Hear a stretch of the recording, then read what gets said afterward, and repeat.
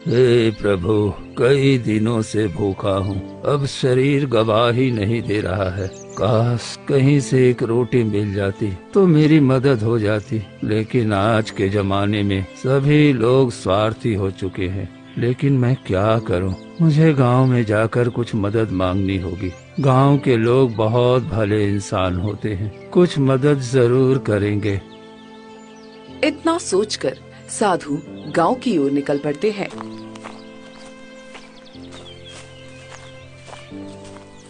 गांव जाकर एक जमींदार के पास जाते हैं।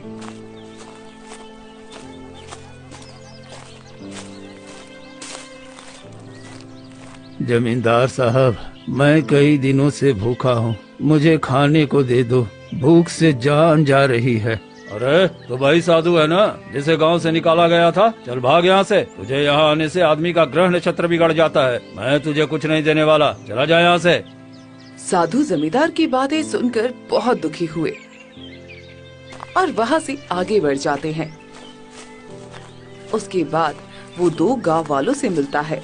हे पुत्र, मुझे बहुत भूख लगी है, जरा खाने को कुछ दे दो तो भगवान तुम्हारा भला करेगा। साधु महाराज, आपको तो मुखिया जी ने गांव से बाहर निकाल दिया था, फिर यहाँ क्यों आए हो? आप जाइए तपस्या कीजिए। आप तो सालों से तपस्या कर रहे हैं, क्या भगवान आपको शक्ति नहीं दे रहे हैं? अरे आप शक्ति से ही पेट भर लीजिए। हाँ, सही कह रहा है सामू भाई, ये साधु लोग का मांगने खाने की आदत हो गया है। अरे जाओ यहाँ से। साधु महाराज, तुम्हें कुछ नहीं मिलेगा इस गाँव में। दुखी मन से एक पेड़ के नीचे जाकर बैठ जाते हैं। हे ईश्वर, अब इस कलयुग में साधु संतों के लिए भी कोई जगह नहीं रही। सभी के दिल पत्थर हो गए हैं। मुझे इस शरीर से मुक्ति दे दो प्रभु। साधु वहीं बैठे भूख से तड़प रहे थे, मगर कोई भी उनकी मदद नहीं करता। फिर रात हुई। रात के समय उनकी सांस अटकने लगी, पर कोई भी पानी देने वाला नहीं था और वो वहीं तड़प तड़प कर प्राण त्याग देते हैं।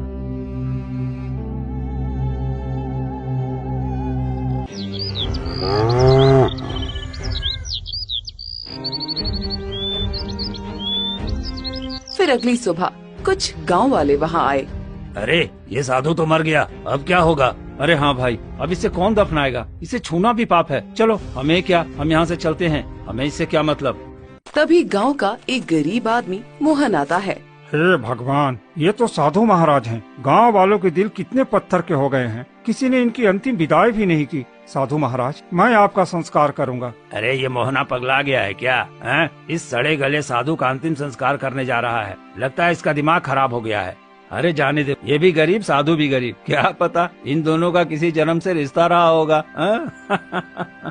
फिर मोहन साधु का शव उठाकर जंगल में ले जाता है।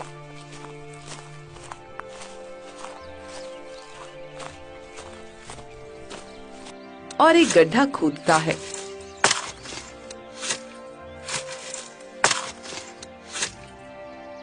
और साधु महात्मा को वहां दफना देता है। हे साधु महाराज, यदि हमसे कोई गलती हुई हो तो क्षमा कर दीजिएगा। अपना आशीर्वाद बनाए रखिए और गांव वालों को भी माफ कर दीजिएगा। मैं पूरे गांव वालों की तरफ से क्षमा मांगता हूँ। फिर मोहन घर लौट आता है।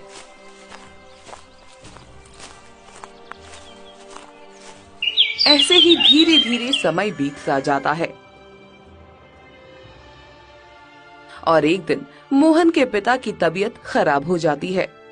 मोहन बेटा और लखन, लगता है कि अब मैं नहीं बचूंगा। अरे मेरे जाने के बाद तुम लोग मिलकर रहना, क्योंकि एकता में बल होता है। इतना कहकर उनकी मृत्यु हो जाती है। सभी लोग दुखी मन से अपने पिता का अंतिम संस्कार करते हैं।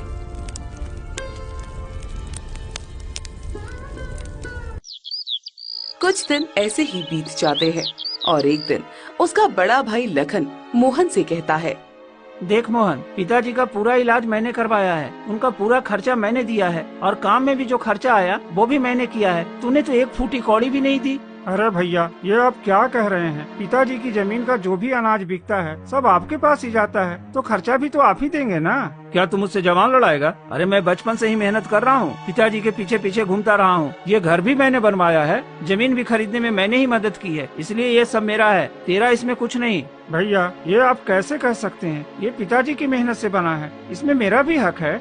मैंने कह दिया ना, तेरा इसमें कुछ नहीं है। तू अपनी पत्नी को लेकर यहाँ से निकल जा। इतने में मोहन की पत्नी सुनीता आ जाती है। भैया, आप ये क्या कह रहे हैं? हम दोनों कहाँ जाएंगे? ये तो बाबूजी का बनाया हुआ घर है, इसमें हमारा भी हिस्सा है। आप हमें ऐसे घर से नहीं निकाल सकते। देख सुनीता, तू अपने नालायक पति के साथ कुछ भी कर, मुझे फर्क नहीं पड़ता। ये घर अब मेरा है और यहाँ सिर्फ मेरा हुक्म चलेगा। चलो निकलो यहाँ से। तभी लखन की पत्नी महिमा भी आ जाती है। हाँ, मेरे पति बिल्कुल सही कह रहे हैं। हम कब तक तुम लोगों का बोझ उठाते रहेंगे? तुम्हारा पति तो कोई ढंग का काम करता नहीं और मेरे पति बचपन से भटकते रहे हैं। घर बनाया, पिताजी का इलाज करवाया, सारा पैसा लगाया। अब इस पर तुम्हारा कोई हक नहीं है। चलो निकलो यहाँ से। भाभी, ऐसा मत कहिए, भगवान के लिए हमें मत निकालिए। हम निकाल कर ही रहेंगे। अरे हमारे भी बाल बच्चे हैं, हम उन्हें ना देखें और सारी जिंदगी तुम्हारे पीछे बर्बाद कर दे क्या? चलो चलो निकलो यहाँ से। इतना कहकर लखन और महिमा दोनों अंदर चले जाते हैं। चलो भाग्यवान, यहाँ कोई हमारी सुनने वाला नहीं है, सब पत्थर तिल हो गए हैं। फिर मोहन और सुनीता उदास होकर घर से निकल जाते हैं। रास्ते में एक गांव वाला मिलता है। अरे मोहन, तुझे क्यों निकाल दिया गया? उसी साधु की वजह से ना? तूने उसकी अर्थी उठाई थी ना, इसलिए तेरे साथ ये सब हो रहा है। हाँ, वो साधु कोई साधारण साधु नहीं था। जिसके घर वो रुकता उसका घर उजड़ जाता था, इसलिए मुखिया जी ने उसे गांव से निकाल दिया था और तूने उसी का अंतिम संस्कार कर दिया। अरे इसी वजह से तो तेरे साथ ये सब हो रहा है और तेरा घर भी उजड़ गया है।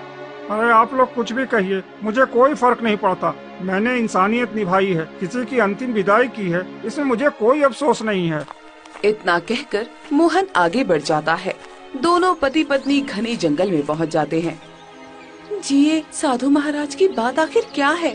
अरे एक दिन हमारे गांव में एक साधु आए थे, किसी ने उनकी मदद नहीं की और वो भूख से मर गए। गांव वालों ने उन्हें दफनाने से भी मना कर दिया, तब मैंने उन्हें यहीं इस जंगल में गड्ढा खोदकर दफनाया था। क्या सच में? हाँ सुनीता। लोग चाहे कुछ भी कहें, लेकिन आपने बहुत अच्छा काम किया है। अब हम क्या करें, समझ में ही नहीं आ रहा। क्यों न मैं जमींदार साहब से कुछ पैसे उधार ले आऊं, उससे हम एक छोटा सा घर बना लेंगे और कोई धंधा भी शुरू कर लेंगे। हाँ, आपने बिल्कुल ठीक कहा। इतना कहकर मोहन जमींदार के पास जाता है।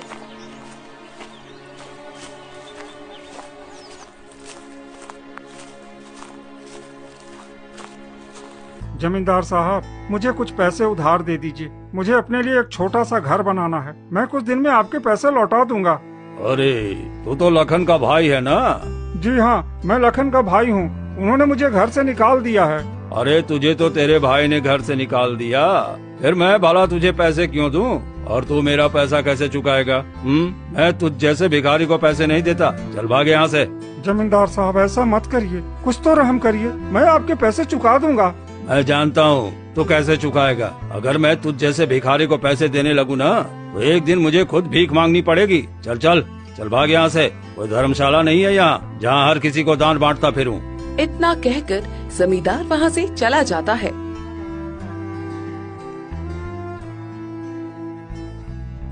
मोहन उदास होकर कुछ और जगह मदद मांगता है, लेकिन कोई उसकी मदद नहीं करता।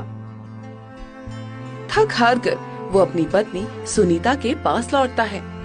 क्या हुआ जी, किसी ने हमारी मदद की? नहीं भाग्यवान, कोई भी मदद करने को तैयार नहीं है। अब हम क्या करें?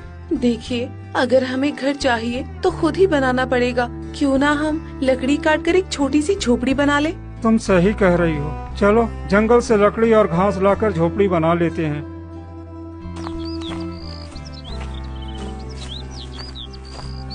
फिर दोनों मिलकर जंगल से लकड़ी और घास लाकर एक छोटी सी झोपड़ी बना लेते हैं।